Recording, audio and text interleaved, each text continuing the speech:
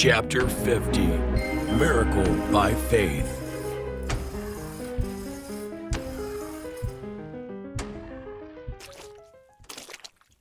Farah and Jack escort Joe, Austin, and cross-eyed knife warrior through the massive hole where the front door once stood, trudging through the rancid blood and guts of the demonic beast.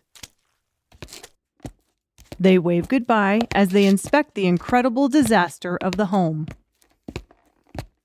Before reaching the truck, Knife Warrior stops Austin. Austin, if you think I was to ask some men upstairs for my eyesight, do you think? God can do anything if it's his will, Knife Warrior. He's God. Please, call me Gary. Austin looks at Knife Warrior and remembers what happened the last time he called him Gary. How do I find out if it's his will or not, Austin? God made you beautifully with your blindness. Do you want healing, Gary? More than anything, Austin. Just as Jesus did, Austin lifts dirt from the edge of the drive and spits on it, making it into clay. Close your eyes, Gary. Knife Warrior's legs weaken as he falls to his knees. Austin rubs the clay ever so gently, covering the tops of Knife Warrior's tender eyelids. Knife Warrior struggles not to move, but his body sways with the sound of the wind as it gently whispers across his sensitive ears. Gary, ask and believe Jesus to heal your eyes. And I promise, if he doesn't heal your sight now, he will when you enter heaven. With a trusting heart, Knife Warrior asks Jesus for his healing hand. He trembles from the presence of the Holy Spirit, the third power of the mighty Godhead, as it moves through his body. His lips quiver with hope as his surrendering hands rise toward heaven. He pleads with absolute conviction, believing Jesus will restore his faltering sight. Austin gently wipes the clay from Knife Warrior's tearful eyes.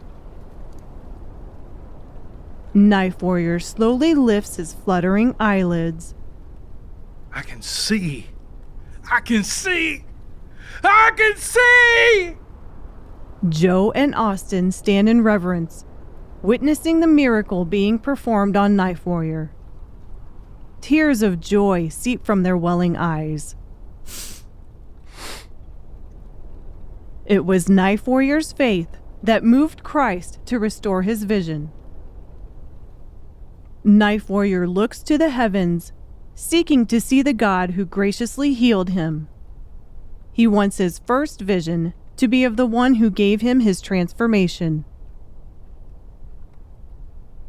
Standing over him, tall with pride, is the most beautiful oak tree, pompously displaying her sturdy branches and glistening leaves. Knife Warrior stares amazed as his mind struggles to comprehend the beauty towering above him. The majestic leaves dance back and forth in the gentle breeze. Knife Warrior has no way of understanding that they have turned to different shades from the new season, and at one time were all green. Knife Warrior delicately rubs his hands across the tops of the tall grass. For the first time, he has a visual of what his bare feet have felt many times. He reminds himself how often he's imagined what the tall blades look like. Unsteadily, he rises, gazing into the eyes of the man who calls him friend.